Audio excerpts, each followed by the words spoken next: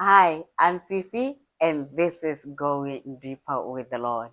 So it's Friday, and for my Friday messages, I've mentioned in one of the videos that Fridays I share things that the Lord has taught me through sermons, how the Lord talks to us through sermons, how the Lord talks to us through books, through like any means, like other people's testimony, or how the Lord has taught me to listen to Him through a sermon.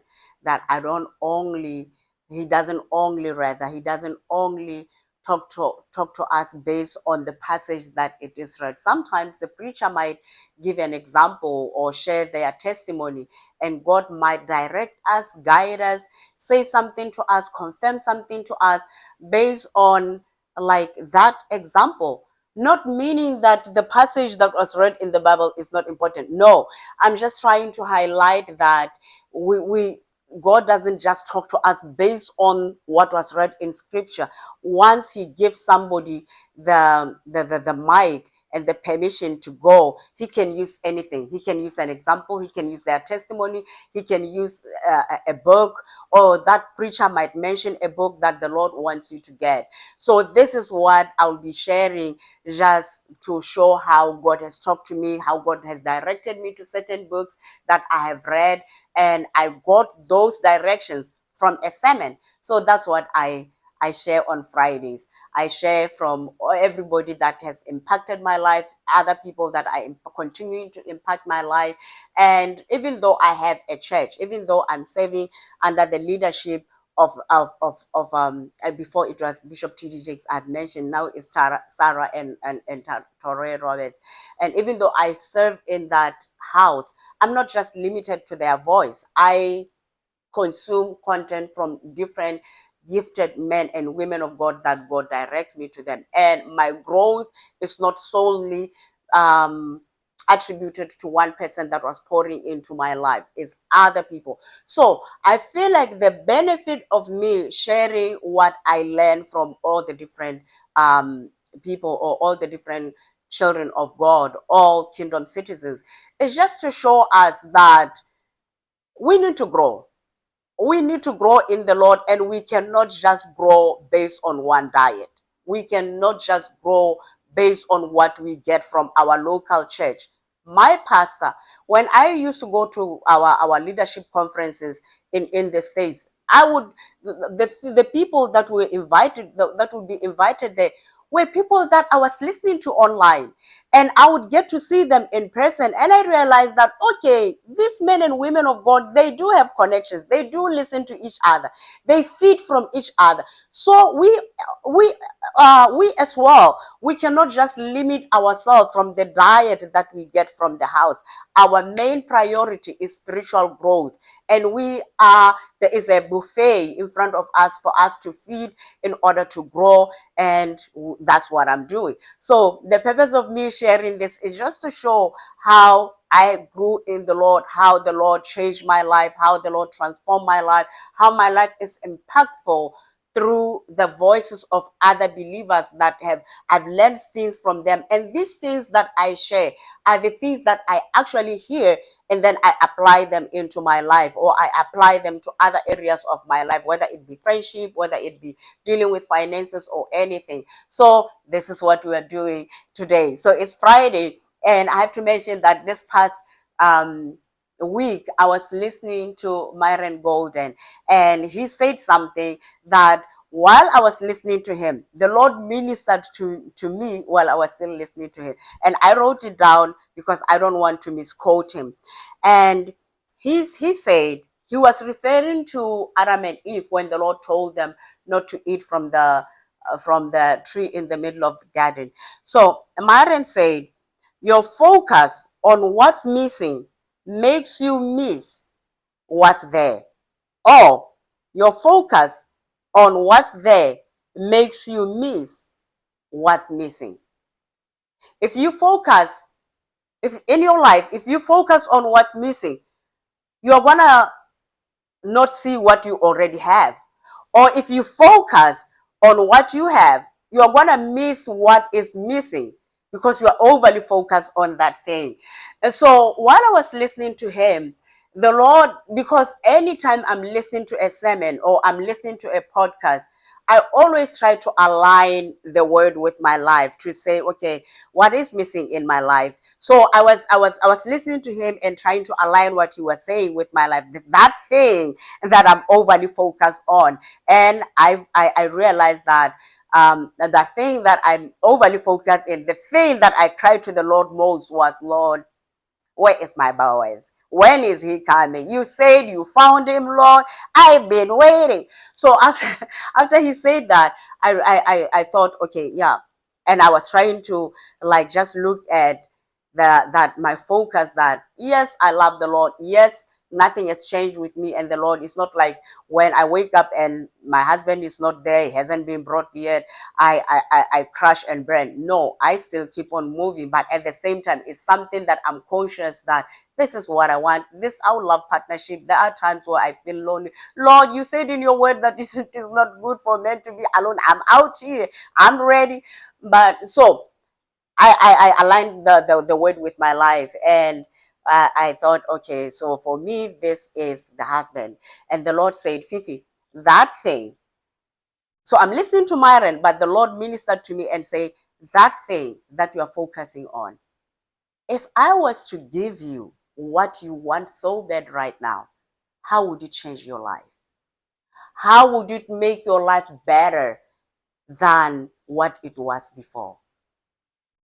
And that was so powerful because it made me realize that although I'm thinking that, when, Lord, when is he coming? Lord, I'm ready for him.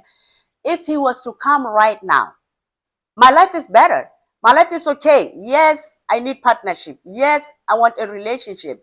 But my life is so much better than if I was to get that thing right now. Because if I was to get a husband right now at this moment, yes, changes are going to be made in my life.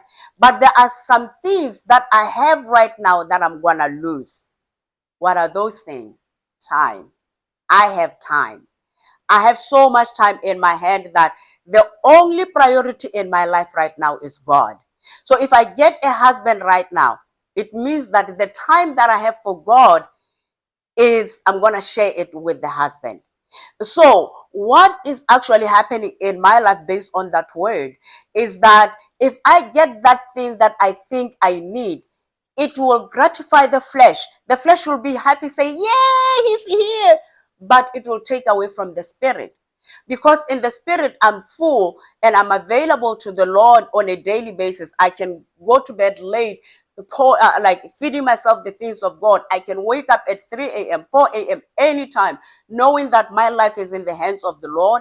I'm not sharing my time with God with anybody. So I realized that the most important things in life is time and money. These are the things that are are important in our lives. And right now, what I want the husband for, I want stability. I want partnership. I want us to be stable enough to build and to start making money and everything.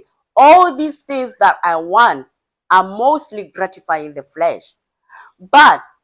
And I will have money. So if I get him now, we'll be able to build and then we'll have money. And then I'll have a stable life and my flesh will be happy.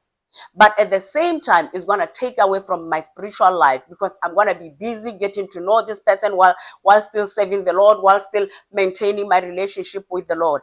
But what is it that I have now that is so important that I'm going to share is going to be taken away from the spirit? Time. I have time to serve the Lord. So if he comes, like I mentioned, he's going to share the time with the Lord. So I looked at it both ways. I said, okay, if I had so much money right now, because I'm feeling like if I get a man, I'll have stability and then I'll have a place of my own and I'll have money and I'll be able to do things that gratify the flesh. If I had money and I didn't have time, how would money prepare me for a husband? No way. If I had money and money was not an issue in my life right now, and I was waiting for the husband, money wouldn't help me in any way to prepare for the husband. But how does time help me? money aside, how does time now help me for preparing for the husband? I'm able to cultivate my relationship with the Lord. I am able to strengthen my relationship with the Lord, so that whatever that I learn from the Lord, or learn from my relationship with the Lord, it's gonna trickle down to my relationship with my husband. Whatever that I'm doing with the Lord through the time, with the time that I have, is going to be established. And when a husband comes, the Lord, the God will be established in my life. The husband will just have to find his place around the relationship that I have with the Lord. But if I didn't have time, and I had money and I didn't have time to cultivate my relationship with the Lord, by the time the husband came, by the time the husband would have entered my life, I wouldn't have had enough time to cultivate my relationship with the Lord. So based on the message that Myron was saying, when he said, when you focus on what you don't have, you're going to miss what's already there. So it helped me, the Lord helped me through that message to see that I do have something that is very important that I can actually use. I do have time right now.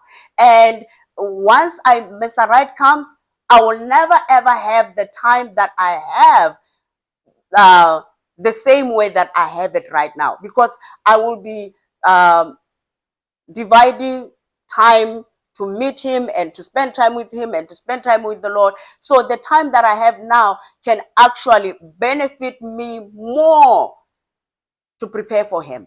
It can benefit me. It benefits my relationship with the Lord, and it benefits my relationship with him, even though he's not here yet. So I just wanted to encourage someone. I had this word, and after the Lord ministered to me, I was so excited. I called my daughter. I said, "You won't even believe what the Lord just showed me." And because I feel like sometimes we overly focus on what we don't have, and we overlook that one thing that is so priceless. I don't know. I don't know if it's the right word. Yeah, that is so beautiful that we have, that we overlook. And then we won't even realize its importance until that thing that we think we are waiting for comes. And then we realize that, no, I don't have time to connect with my friends. I don't have time to connect with my family anymore. But they have to understand that I'm married now. No. Why? Because we failed to steward well the time while we still had it.